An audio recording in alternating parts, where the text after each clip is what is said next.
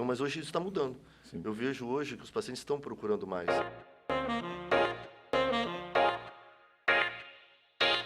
Durante 22 anos de mercado offline, a revista LaVip se aproximou de muitos grandes profissionais que a gente tem a honra de entrevistar todo mês, de contar com artigos médicos. E lançando esse novo produto, nosso podcast da LaVip, nós convidamos agora, em primeiro lugar, para participar, o Dr. Ricardo Baruch, médico urologista, uma pessoa que eu admiro muito. Ele é meu médico e eu procurei o doutor lendo um próprio artigo na própria revista, né? Então, muito obrigado, muito prazer em conhecê-lo, doutor, e muito obrigado por ser o nosso primeiro entrevistado no podcast da LaVip. Bom, obrigado, Milton. Obrigado à LaVip, né, pelo convite. E, assim, sendo o primeiro de vocês, é o meu primeiro também. Então, eu agradeço aí o convite de coração, tá? Obrigado mesmo. Bom. Doutor, eu queria saber um pouquinho de você, para os nossos leitores que ainda não te conhecem. Você veio da cidade de Catanduva, é isso? Na verdade, assim, eu nasci em Catanduva, né? Quando eu tinha uns 2 anos de idade, meus pais vieram para São José do Rio Preto. Então, estou aqui já há bastante tempo, né? Sim. O que te levou à área de urologia? Na verdade, assim, eu entrei na faculdade de medicina, eu queria fazer ginecologia, na verdade. E aí, dentro da própria faculdade, a gente vai acabando conhecendo as especialidades, e eu me apaixonei pela urologia, porque, assim, meu pai sempre teve história de cálculo renal, né? Então, isso é uma coisa que eu vivi muito. E acabei me adaptando a isso, né? Então, a urologia, assim, dentro da faculdade, eu vi que era uma especialidade que poderia me ajudar, me colocar dentro do consultório, fazer a parte clínica e a parte cirúrgica. Sim. Né? Então, as duas coisas que acabam me trazendo bastante satisfação para fazer. Né? A urologia, ela abrange bastante campos. Você poderia citar um pouquinho para a gente? Não, com certeza. Hoje, a urologia, o urologista, o que ele trata? Ele trata das doenças renais, da bexiga, da próstata, pênis e testículo, né? Então, assim, o que o pessoal acha muito, as mulheres, né? Ah, mas vou no urologista fazer o quê? O urologista hoje trata qualquer doença renal, como cálculo, os tumores, infecções, e na bexiga também, né? Então, é uma surpresa, às vezes, para algumas pessoas, elas acabam não tendo essa noção, né? Existe também a nefrologia, que é uma outra especialidade, mas a nefrologia, ela trata a doença renal, o funcionamento do rim, né? O urologista, ele trata a parte externa, que eu costumo dizer, né, para o meu paciente. Então, ele trata o quê? As pedras, as infecções, os tumores, entendeu? E as outras patologias, doenças do trato urinário, que inclui a próstata, a bexiga, o ureter, na verdade, que é o canal que liga o rim à bexiga, né? A próstata, pênis, testículo, então, ela abrange todo o sistema trato urinário, na verdade, geniturinário. No que diz respeito ao que é focado, ao que é voltado à saúde do homem, a gente sabe que hoje os homens são muito mais esclarecidos, né? A ala masculina muito esclarecida, mas que ainda temos dados alarmantes assim de pessoas que não procuram ajuda médica. Você acha que é um problema de tabu ainda ser conduzido para que melhore? Infelizmente, hoje, tem esse tabu, né, na sociedade, na verdade, né? A mulher já está acostumada que ela vai ter que ir ao ginecologista. E o homem não, né? Então, ele acha hoje que fazer o toque retal, fazer os exames, isso acaba tirando a virilidade. Não tem nada a ver uma coisa com a outra, na verdade, né? Então, mas hoje isso está mudando. Sim. Eu vejo hoje que os pacientes estão procurando mais. E o que engaja mesmo são as mulheres, né? As mulheres levam os maridos ao consultório, e às vezes ele chega lá e fala assim, né? Estou aqui porque minha mulher mandou eu vir. Entendeu? Então, Sim. um grande aliado hoje para a saúde do homem é a mulher. Sim. Um dos maiores problemas que tem, que envolve a sua área, do meu ponto de vista, seria o câncer de próstata. É isso? Na verdade, assim, o câncer de próstata é o segundo câncer mais comum em homem, tá? Hoje nós temos, por ano, 68 mil casos novos. Faz hoje um diagnóstico a cada 7 minutos e uma morte a cada 40 minutos. Então, assim, é bem alarmante, né? E esse tabu, eu acho que tem que parar com isso, na verdade, né? Na vida toda do homem, um homem a cada 9 vai ter o tumor de próstata. Depois de 66 anos, na verdade, 6 homens em cada 10 vão ter. Ele é silencioso? Infelizmente. O tumor de próstata, ele é silencioso. A pessoa não sente nada, na verdade, né? Não tem nenhum sintoma. Então, por isso que precisa procurar ajuda para acabar com essa doença, na verdade, assim. Em que periodicidade esses exames, essas consultas deveriam ser feitas? Na verdade, o preventivo da próstata é uma vez por ano. Dos homens a partir dos 40 anos, né? tem que ser feito uma vez por ano, com o PSA, e acima dos 45 anos tem que associar o PSA ao toque retal, na verdade. Tem muita também questão de idade. As pessoas acham que chegar numa determinada idade que não precisa, é aí que é o mais grave ainda, não sei. O grande problema é esse, né? O grande problema é esse, porque eu costumo dizer, né, que o homem que viver vai ter. Sim. Né? E o grande aliado nosso que quer fazer um diagnóstico precoce. Porque hoje você tratando o paciente, fazendo um diagnóstico precoce e tratando, mais de 90% dos casos tem cura. Tá? Não é paliativo, é cura, o paciente fica curado.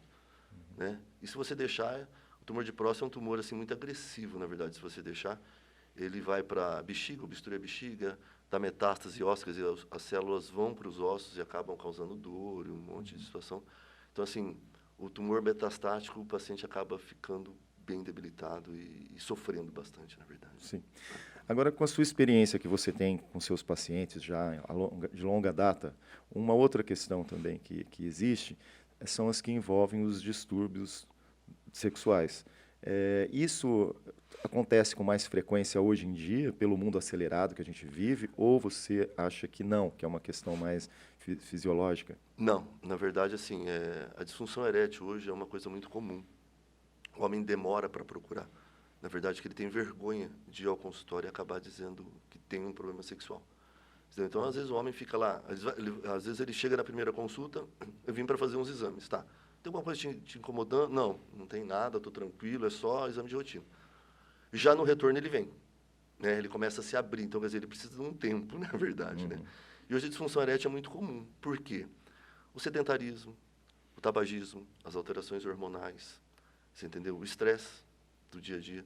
Tudo isso, na verdade, acaba levando a ter essa situação, né? E as alterações de distúrbio metabólico, né? Porque hoje a população não está procurando tanto uma atividade física, está se alimentando mal, né? Então, tudo isso acaba colaborando para a disfunção da ereção. Interfere bastante, muito, né? muito. E buscando esse equilíbrio, a vida melhora como um todo, né? Melhorando a sua qualidade de vida, não é só a função sexual que vai melhorar também, mas a pessoa se sente melhor, né? Se sente mais viva, né? Acaba conseguindo muitas outras coisas, na verdade. Doutor, e tem mais assuntos relacionados à sua área que são pontos de destaque atualmente, assim? Não, com certeza, né? A gente coloca o tumor de próstata, mas tem os tumores renais, são silenciosos também. Você entendeu? O tumor de bexiga, o tumor de testículo, que é muito comum. Todo mundo acha que os tumores são em pessoas mais idosas, né? E hoje o tumor de testículo não. A idade mais prevalente é dos 15 aos 35 anos. Tá. E o tumor de testículo, ele é silencioso ou dá sinais? Também, também. Por isso que a gente costuma dizer que, né, a mulher faz o autoexame da mama. E o homem teria que fazer o autoexame do testículo. Porque são nódulos, são caroços que aparecem no testículo. E, às vezes, ele não dá dor. Né? Então, você tem que fazer o autoexame também para poder fazer essa avaliação. E ele interfere em quê? Quando começam a aparecer os sintomas? Na verdade, ele não vai te dar nada. Entendeu? Tem que seria só... É um nódulo, às vezes são nódulos pequenininhos, né? Que na palpação você consegue detectar. E se você deixar, aí sim, que nem o tumor de próstata, qualquer outro tumor, né? Sendo uma saúde voltada ao homem, a sua área principalmente, né? Há que os pais pensarem que devem levar os filhos também, assim, por exemplo, na adolescência, porque assim, o adolescente ele é tímido, eu acredito que alguns vão recusar falar para os pais que têm determinados problemas. Isso acontece? Não, né? muito. Na verdade, assim, o que eu vejo hoje, pela própria criação, eu acho, os tabus, né, que a gente tem, o adolescente não deixa a mãe ver ele mais, nem o pai, a maior parte. Né? E eles têm várias dúvidas, na verdade, né? Como lavar o pênis, entendeu? Se o desenvolvimento do pênis está normal, o desenvolvimento do testículo está normal. Então, quer dizer, hoje os pais estão levando mais, eles costumam dizer, né? Chega a maior parte das mães, trouxe ele aqui para você ver algumas dúvidas, porque ele não conversa comigo, não conversa com o pai, você entendeu? Então, isso aí tudo é válido. É o que eu falei no início, né? Eu acho que teria que ter, o homem também tem que ter essa situação de começar a ir ao ginecologista masculino, que é a urologia. Na verdade, como a mulher já está acostumada com isso, né? Ela nasce já sabendo que ela vai ter que chegar a uma fase ao ginecologista. Sim, né? deixar de fazer isso uma piada ou brincadeiras, né? Porque, na verdade, é um assunto muito sério, né? Que envolve a qualidade de vida e, muitas vezes, a própria vida, né? Infelizmente, essas piadas, essas brincadeiras de churrasco, né? de bate-papo, isso é muito complicado. Os pacientes chegam, Eu vim aqui fazer o toque, a hora que eu chegar lá com meus amigos, eles vão falar, como é que foi? O que aconteceu? Você levou flor? Você levou vinho? Você levou chocolate? Eu costumo dizer para eles, fala que você não veio, não precisa falar, né? Precisamos se expor. E hoje em dia vocês têm uma grande vantagem, né, que é a tecnologia, né? Recentemente passou-se a usar a cirurgia direcionada para os casos de urologia também. Muito. Hoje a tecnologia veio muito, está muito avançado em todas as áreas, na urologia também. Que nem hoje um tumor de próstata, que há 20 anos nós fazíamos uma cirurgia aberta, que é um corte abdominal grande, hoje a gente faz por robótica. Paciente interna, faz a cirurgia por robótica e daí 1 dia, 2 dias ele está em casa. Em 15, 20 dias ele já está voltando às suas atividades normais. Em cálculos também, né? Hoje a nossa cirurgia, antigamente a gente fazia cirurgias abertas, hoje as cirurgias são todas endoscópicas, com laser, sem corte, 1 dia de internação. Então, quer dizer, a tecnologia veio muito, tanto para a área cirúrgica, quanto para exames, né? Nós temos o PSA, uma coisa que nós não tínhamos anteriormente. Nós temos a ressonância multiparamétrica da próstata, quando você tem um PSA alterado com um toque normal, quando você tem um toque normal, um PSA alterado, nós lançamos mão dessa ressonância, que ela vai nos orientar se precisa de uma biópsia, se não precisa. Porque a biópsia, na verdade, é o que faz o diagnóstico. Sim. Você tem a suspeita, uma alteração do PSA, uma alteração do toque retal. Doutor, um assunto muito importante são as DSTs, que foram um pouco esquecidas, né? Nos anos 90 tinha aquela campanha toda, né, de usar camisinha, e foi alarmante por causa dos problemas relacionados à AIDS. Depois, nos anos 2000, um pouco esquecidas. As pessoas pararam. Hoje, os adolescentes, eles não têm esse cuidado que deveria se ter, né? Sendo assim, as doenças voltaram com tudo, né? Quais são as principais? Milton, infelizmente o que você está falando é uma verdade, né? O que está voltando? Está voltando a gonorreia. Entendeu? O que é a gonorreia? Na verdade, a gonorreia é uma secreção que sai pelo pênis, amarelada, tá? E tem tratamento. Né? Então, o que eu vejo no consultório, o paciente voltando muito com isso e demorando para procurar. Sim. Eles ficam protelando, tomam uma medicação, tomam outra e acabam não indo atrás. Outra doença que está voltando muito é a sífilis, que no passado tinha um pico muito grande, tinha parado, voltou a sífilis, e o HPV. Né? O HPV também, que é uma doença, vamos dizer assim, ela pode ser transmitida pelo contágio sexual, que são as verrugas no pênis, tá? Estão voltando sempre isso, está voltando o HPV, a sífilis, como é que ela a caracterização são lesões ulceradas no pênis. Então, são feridas. Né? E o pessoal acaba deixando, né? Porque às vezes com vergonha, voltamos no tabu, né? Com vergonha de procurar o médico, você entendeu? Então, está voltando todas essas doenças. E a sífilis, ela tem o estágio primário, o secundário e o terciário, que acaba alterando a parte neurológica. Então, isso, hoje que a gente tem que colocar para o paciente, para os adolescentes, na verdade, né, usar o preservativo. Hoje o preservativo é a maneira de se prevenir as doenças sexuais transmissíveis, é chamado de DST, na verdade. Né? E que outros problemas também você consegue ver fora da linha dos adolescentes, mas nos adultos, assim, pelo não uso dos preservativos? Na verdade, assim, o adulto, o grande problema do adulto, na verdade, é que ele fala que o preservativo acaba incomodando, né? E vai colocar o preservativo, acaba perdendo a ereção. Então, as pessoas, não só os adolescentes, as pessoas com mais idade, na verdade, também acabam não colocando isso. E a situação é essa, né? Hoje, o preservativo é para quê? Para você prevenir as doenças sexuais. Então, essas doenças que eu disse, né, não são só para os adolescentes. As pessoas com mais de 30 anos, 40 anos, também estão voltando. Entendeu? Então, chega paciente lá, às vezes com 60 anos, com uma gonorreia, com uma secreção do pênis, entendeu? Ou com sífilis. Então, quer dizer, abrange isso. Né? Não é só o adolescente que não está usando. Né? Os adultos também estão... Adulto, né? Adolescente e adulto, na verdade. Né? As pessoas com mais de 30, 40 anos também estão deixando de usar por essa situação. Né? Porque eles estão acostumados a não usar preservativo, e a hora que coloca o preservativo, às vezes perde a ereção. Então, procura o urologista, na verdade. Por que isso acontece, doutor? Está só na mente dele, assim. Infelizmente, isso é psicogênico, né? Porque, assim, você começa uma relação sem preservativo, né? Começa todo o pré. E para parar, para pôr preservativo, não todo mundo, mas algumas pessoas acabam tendo Porque perde o tempo, né? Tira o foco, vamos dizer assim. Tirou o foco. E aí a de ser pessoa, rápido. e dependendo da idade, você já tem um grau de disfunção. Não que a pessoa tenha o problema de ereção, entendeu? Mas já tem alguma coisa, porque assim, o que é a ereção? O que deixa o homem a ter problema de ereção? Doenças, uso de medicações, tá? A parte circulatória, a parte hormonal e o que? A parte psicológica. Então, hoje que eu vejo muito, a parte psicológica sempre diz que é secundária. Mas a partir do momento que ele perde a ereção uma vez, o que vai acontecer? Ele vai para a próxima relação com medo do desempenho. Sim. Então, isso vai fazer com que ele perca de novo. Doutor, muitos homens passam a usar medicação, né, para ereção. E essas medicações em excesso, elas são muito perigosas? Na verdade, assim, Milton, eu costumo dizer que em excesso tudo não é legal. Mas hoje, se você tem um problema, você tem a medicação, a gente tem que usar. O que eu vejo dessas medicações hoje são os adolescentes utilizando. Para tirar o período de latência. O que é isso? Quer dizer, eles têm uma ereção, né, têm ejaculação, aí depois, dependendo a pessoa, você acaba tendo um período para você ter uma nova ereção. Isso pode demorar 1 hora, 2 horas, 1 dia, dependendo muito da pessoa. Então, eles utilizam essas medicações para quê? Para diminuir esse período, para poder ter mais relações de uma vez. E isso acaba o quê acontecendo? Eles acabam tendo uma dependência psicológica da medicação. Eu sou a favor das medicações, sim, mas nas situações que são necessárias. E tem muita gente que precisa. Hoje nós temos medicações sob demanda, que é os remédios que você toma só para ter ereção, ou de uso diário.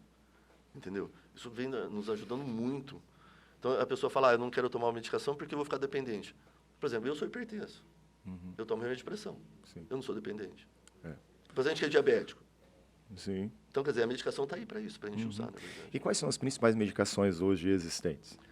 Nós temos 2 classes, na verdade, né? Que é a sildenafila e a tadalafila. Tá? A sildenafila é sob demanda, que é feita para utilizações da relação.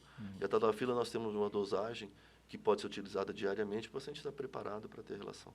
Ele toma todo dia, Todo então dia, pode... todo dia. É como se fosse um tratamento, né? Sim, e a outra seria tipo, eu vou ter uma relação daqui meia hora, vou tomar essa medicação. Só que assim, essas medicações são uma muleta, na verdade, né? Aí a gente vai ter que descobrir qual que é a causa dessa disfunção, né? E tratar essa causa. Então, enquanto a gente vai tratando, tirando a síndrome metabólica, que é os colesteróis, triglicerídeos altos, né?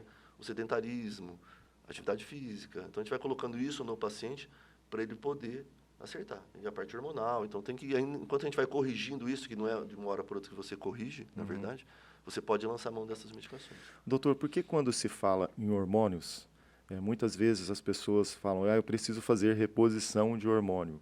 Mas por que na classe médica, por exemplo, há uma certa resistência? Na verdade, não tem uma resistência, Milton, quanto à parte de hormônio. A própria palavra fala repor. Reposição. O que é repor? É dar o que está faltando. Sim. Então, chega muitas vezes o paciente no consultório com diminuição do desejo sexual, indisposição, sonolência, insônia. Isso tudo é da parte hormonal, também. Mas aí você vai lá e dosa o hormônio do paciente. O hormônio está normal, quer dizer, não é. Não adianta você dar hormônio para ele. Eles querem remodular. O que é remodular? Deixar o hormônio suprafisiológico. Por exemplo, o normal é 800, eles querem ficar com 1.200, 1.300. Não necessariamente você colocando esse hormônio lá em cima, você vai obrigatoriamente tirar essas outras situações. Por quê? Se o hormônio dele já está normal, essas queixas dele não têm a ver com o hormônio. Sim. Aí nós temos que investigar outras situações. E muitas vezes ele fazendo essa dosagem, o organismo para de produzir. Existem 2 hormônios que estimulam, que é o LH e o FSH, estimulam o testículo a produzir a testosterona. A testosterona produzida sobe no nível normal. A hora que ela começa a cair para um nível normal, ela desliga. A hora que ela está lá em cima, ela desliga esse eixo. Sim. Tá? E aí, a hora que começa a cair, ela liga de novo. Então, é um feedback positivo e negativo. Então, esse hormônio vai sendo produzido. A hora que você dá o hormônio injetável para o paciente, o que vai acontecer? O paciente utiliza por muito tempo, acontece isso. Você bloqueia o eixo, o testículo para de produzir. Dá para recuperar? Dá. Mas dependendo da pessoa, às vezes você não consegue fazer isso. Vira um colapso, porque aí o paciente vai precisar de hormônio. Aí você vai dar hormônio e vai bloquear mais. Então, quer dizer, é complicado isso. Hoje, o que eu vejo, os pacientes, eles falam assim, a testosterona é vida, né? É vida, mas quando está faltando. Entendeu? Eu acho que a testosterona é maravilhosa. Eu sempre faço a reposição dos meus pacientes, mas com necessidade. Tá? Essa remodulação, jogar para nível suprafisiológico, quer dizer, acima do limite normal, Não vai te fazer um super-homem, não vai fazer você ter mais relação, não vai você fazer acordar de manhã e falar assim, nossa, hoje eu vou fazer uma atividade física. Não vai. Porque a testosterona não faz isso. Isso é você que tem que ir atrás, na verdade. E essa superdosagem pode causar problema, né? Principalmente um adolescente. Hepático, na verdade, né? Porque os hormônios são metabolizados pelo fígado, os tumores de próstata, entendeu? Então, são os principais. Hoje, que a gente precisa tomar muito cuidado com essa situação. O que eu vejo aí é pacientes, às vezes, utilizando o hormônio direto por 1 ano, 2 anos, entendeu? E aí acaba atrapalhando todas as outras situações, né?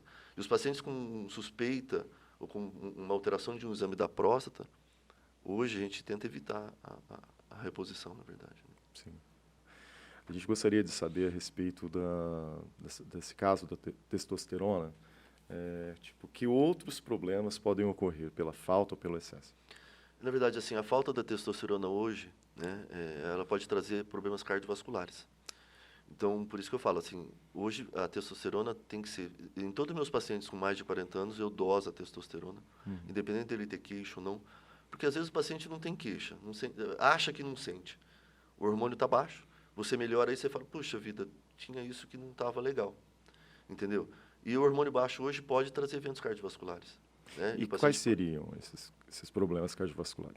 Pode ter problema de infarto, obstrução arterial, todas essas outras situações, na verdade. Né? E isso a curto prazo, se a pessoa não procurar uma ajuda? Não é a curto prazo, mas é uma coisa que vai acontecendo, na verdade. Então, isso pode acontecer com quem usa, por exemplo, hormônio em academia sem um apoio médico.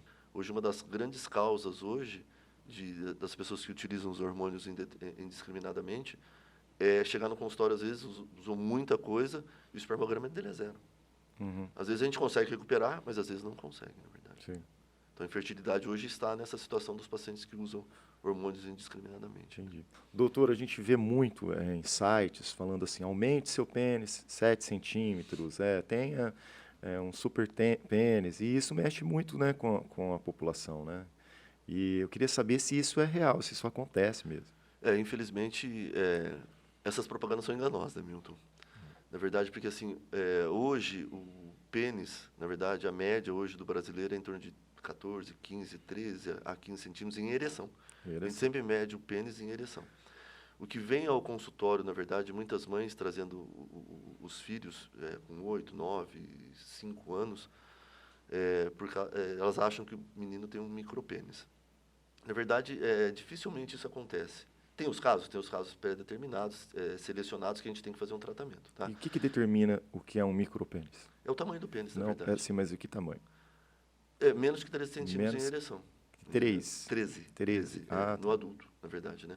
O grande problema que eu vejo hoje no consultório dos garotos menores, na verdade, é que eles estão acima, às vezes, do peso, e o pênis acaba embutindo. Forma-se um coxim gorduroso na região suprapúbica e o pênis fica embutidinho, na verdade. Né? Então, dá uma falsa impressão de pênis pequeno, na verdade. Né? E hoje, para aumento de pênis, na verdade, cirurgicamente, nós só temos uma cirurgia, mas ela pode aumentar em 2 centímetros no máximo e pode dar perda da ereção, por você ter que manipular os nervos da ereção, entendeu? Então, não é uma coisa interessante. Então, é um assunto assim, bem difícil de se tratar e esses sites que acabam trazendo essas informações, na verdade, não tem... E devem vender bem, né? Porque vende, com certeza. Né? Com certeza. O que é a bomba vácuo, doutor? Bomba vácuo é um aparelho que você coloca no pênis, tá? E você vai manipular e vai fazendo uma sucção. Isso aí a gente utiliza também em pacientes pós-prostatectomia, que é a cirurgia para tumor de próstata, que é uma das principais vamos dizer, intercorrências depois de uma cirurgia para tumor de próstata é a perca da ereção. Sim. Né? E pode ser utilizado. Junto com a fisioterapia, essas bombas a vácuo, na verdade, que elas vão fazer um estímulo, porque a hora que você coloca a bomba no pênis, ela vai tentar puxar o sangue para ele, na verdade. Né? Não vai aumentar, mas você vai tentar conseguir ter uma ereção. A falta de prática sexual pode fazer com que o pênis possa diminuir de tamanho? Não, dificilmente, Milton. Tá? A falta de prática, na verdade, acaba levando o paciente a não ter mais desejo, né? Quer dizer, vai acostumando, na verdade, mas não do pênis diminuir por isso, não. Nem o excesso faz aumentar. E muitas pessoas têm dúvidas também, doutor, que com o passar dos anos diminui. Não, também não. Então tá bom. Felizmente. Doutor, e como funcionam as próteses penianas? Na verdade, assim, a prótese peniana é a última situação para hoje para o tratamento da disfunção na ereção, né? Primeiro a gente entra com medicações, hoje o mercado ele tem as medicações biorais, né? Que são medicações que você pode usar diariamente ou usar sob demanda antes da relação. Se as medicações não tiverem um efeito, existe uma medicação que você injeta no pênis 1 hora antes da relação. A injetável não resolver, hoje nós temos basicamente dois tipos de prótese peniana. A prótese semirrígida, porque o pênis ele tem 2 corpos cavernosos, tá? E as próteses são hastes de silicone. Então você coloca a prótese nesses 2 corpos, são 2 hastes que você coloca. A semirrígida, o paciente vai ficar em ereção 24 horas. Só que ela é maleável, então dá para ele poder manipular ali para colocar, né, para não ficar tão visível, tá? E temos uma das melhores próteses hoje, na verdade, o grande problema é o custo, é a prótese inflável. Também são 2 hastes que você coloca, tá? Com um dispositivozinho que você aperta, na bolsa escrotal, você aperta esse dispositivo, vai um líquido para dentro dessa prótese e a prótese incha. Então, quer dizer, o paciente tem uma ereção, Sim. tá? Controlável. Controlável. Ele tem o ato sexual, depois, se ele não quiser mais a ereção, ele aperta de novo o dispositivo e essa prótese acaba voltando ao normal. Então, ela fica mais fisiologicamente, né? Mais assim, visualmente, o pênis mais normal. Mas tem esse dispositivo que é colocado dentro da bolsa escrotal, na verdade. Sim. Dos assuntos tabus também, a fimose, né? Que às vezes os pais não ligam, falam a hora que crescer, e a criança depois vai se inibindo, não vai falar isso para ninguém. E acontece de chegar na vida adulta ainda com esse problema e procurar ajuda? O mais comum hoje são as crianças, na verdade, né? Hoje nós temos tratamento para... O que é fimose, na verdade? Fimose é a pessoa não conseguir expor a pele do pênis e deixar a glande, que é a cabeça do pênis, exposta, né? Então, forma um anel, então fecha. Então, hoje as crianças, os pais procuram o consultório. Hoje nós temos um tratamento, pode ser utilizado umas pomadas que resolvem, tá? Em grande parte resolve. Se não resolver, aí tem que ir para o tratamento cirúrgico. Mas o que eu vejo hoje são pacientes com mais idade. Eu já fiz cirurgia de fimose hoje para paciente com 66 anos. Entendeu? Não que ele tinha normal, mas assim, tem algumas doenças como a diabetes, que ela acaba causando umas irritações no pênis, né? E vai fechando. E fecha realmente, né? Essa semana mesmo eu atendi um paciente com 27 anos que ia casar e está com fimose. Que é isso que você acabou de falar. Os pais acabam, depois, a hora que crescer vai, a hora que crescer vai. Acaba não indo pelo tabu, de novo, na verdade, né?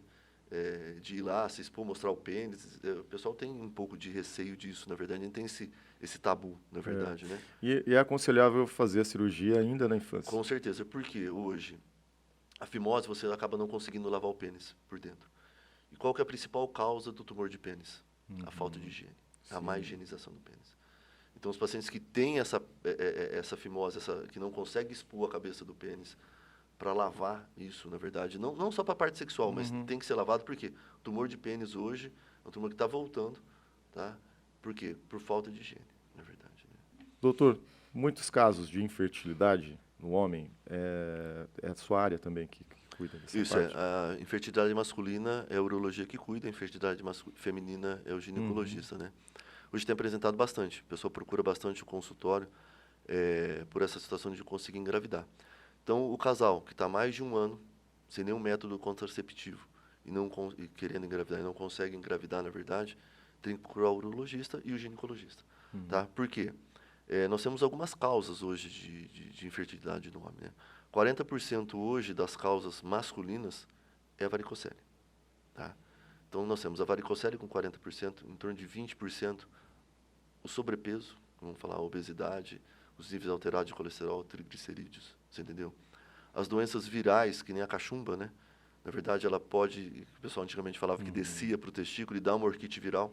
Isso pode atrapalhar a produção de espermatozoide. A criptorquidia, o que é criptorquidia? É a não descida do testículo. Que a gente vê muito hoje as crianças, às vezes, que o testículo não desce, eles ficam ou no abdômen ou na região inguinal, tá? E a gente teria que fazer uma cirurgia para colocar esse testículo na bolsa. Isso é uma outra causa de infertilidade. Tem a parte genética também, né, que tem que ser investigada. Mas hoje tem que procurar. O casal que quer engravidar, ficou 1 ano sem nenhum método contraceptivo, tem. E quais são os exames hoje para a gente investigar a fertilidade? Um ultrassom da bolsa escrotal, porque o espermatozoide é produzido aonde? no testículo. Uhum. Então, a gente faríamos um ultrassom para ver se tem alguma doença do testículo diminuído de tamanho, que a gente chama de testículo atrófico, se tem varizes ou não, que varicocele, o que é varicocele? São varizes na bolsa escrotal, interna. Sim. Que nem dá varizes nas pernas, pode dar no testículo, entendeu? E um espermograma, né? O espermograma, o que é? É um exame que é feito no laboratório, o paciente colhe o esperma no laboratório e vai quantificar esse esperma. O que é um espermograma hoje normal? Espermograma normal, você tem que ter mais de 15 milhões de espermatozoides por ml ejaculado. Desses 15 milhões, 32% tem que ter uma movimentação rápida e tem que ter uma morfologia. As formas normais tem que ser mais de 30%. Tá? Ele estando normal, maravilha. Não estando, hoje tem tratamento. Sim. Tá? Tem tratamento medicamentoso, cirúrgico. E voltando à testosterona. A testosterona de baixa ou muito elevada também pode alterar essa produção de espermatozoide, na verdade. Né? Sim. Perfeito, então, doutor. Queria que você deixasse um recado para quem sonha em fazer medicina e seguir a sua área. É uma área um pouco rara, a gente consegue ver, né? Não temos tantos médicos urologistas. É uma área assim que tá começando, né? O pessoal começou a gostar dessa situação. E o recado, na verdade, assim, estudar, gostar daquilo que está fazendo, na verdade, né? E ir em frente, estudar bastante, na verdade, e como é que eu falo? E evoluindo, né? Nas atuações, na verdade. Uhum. E um recado para a família, porque eu acho que quando uma pessoa tem um problema que ela precisa cuidar, né? Eu acho que envolve a família toda, né? Que recado que você daria para essas pessoas? Assim, hoje o que a gente fala, na verdade, a família tem que levar o paciente para a gente poder tentar fazer o diagnóstico. E hoje, com o diagnóstico precoce, tudo é tratável, na verdade, né? O paciente vai evoluir satisfatoriamente. Então, assim, procurar uma ajuda médica, você entendeu? Para poder fazer o diagnóstico precoce e o tratamento, na verdade. Né? Tá bom, então. Muito obrigado, doutor, pelas suas informações. Esperamos que com isso as pessoas tenham mais esclarecimento, né? E que busquem ajuda e tratamentos para as doenças aí que hoje são tão fáceis de serem diagnosticadas, né? Basta procurar um profissional da área. Não, com certeza, né? Hoje, fazendo o diagnóstico, que eu falei, fazendo o diagnóstico precoce é o mais importante e acabar com esse tabu, né? Acho que o tabu aí hoje do toque retal, da avaliação urológica, o homem tem que pensar, na verdade, que ele precisa de ajuda, né? Porque se não for atrás, acaba se complicando, na verdade, né? Eu queria agradecer a você, Milton Flávio, a Alavip, né? Por essa oportunidade, tá? Obrigado. Nós que agradecemos. Muito obrigado. Obrigado, Milton.